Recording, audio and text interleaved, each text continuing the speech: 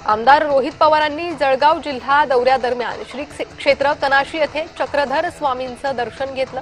यावेळी त्यांच्यासोबत पवार गटाच्या कार्यकर्त्यांची मोठ्या संख्येने उपस्थिती होती। जळगावात मुलींच्या सुरक्षेसाठी दामिनी पथक सज्ज झालंय। अल्पवयीन मुलींवर वाढलेल्या अत्याचारांमुळे हे पथक पुन्हा सुरू केलंय।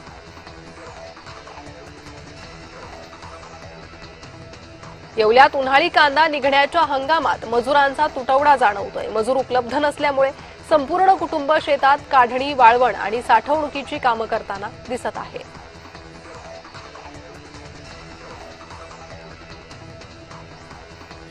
भोरमधील विकास कामं सुरू करण्याची मागणी होत आहे। शहरातील पद्मावती वस्तीमधील रस्ता आणि संरक्षक भिंतीचं काम पूर्ण करण्याच्या मागणीसाठी नागरिकांनी नगरपालिका कार्यालयावर धडक दिली आहे।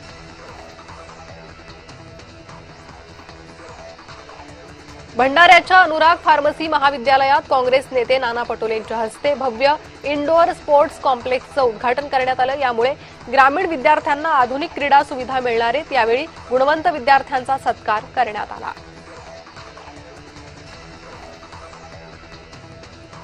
भंडाऱ्यातील आदिवासी लोकांना बावनथडी धरणाच्या कालव्यात उतरून त्यांनी अनोखं आंदोलन केलंय। बावनथडी धरण प्रकल्पग्रस्त शेतकऱ्यांना तुटपुंजी मदत दिल्याचा आरोप आहे। यावेळी आक्रमक शेतकऱ्यांनी कालव्यात उतरून पाणी पुरवठा थांबवत आंदोलन केलं।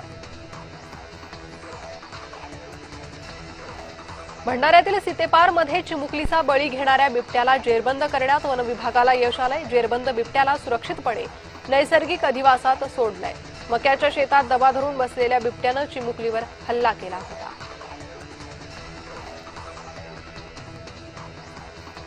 गोंदियातील जंगल परिसरातील अस्वलाचा 2 पिल्लांना पाठीवर घेऊन जातानाचा एक व्हिडिओ समाज माध्यमांवर व्हायरल होतोय। हा व्हिडिओ पांगडी जंगल परिसरात वाहन चालकाने चित्रित केलाय। उष्णतेची लाट आणि वाढत्या तापमानामुळे मनमाडच्या अंकवाडे येथील 800 कोंबड्यांचा मृत्यू झाला। यामुळे पोल्ट्री फार्म धारकांमध्ये भीती पसरली। आता कोंबड्यांना वाचवण्यासाठी पोल्ट्री फार्म धारकांकडून उपाययोजना केल्या जात आहेत।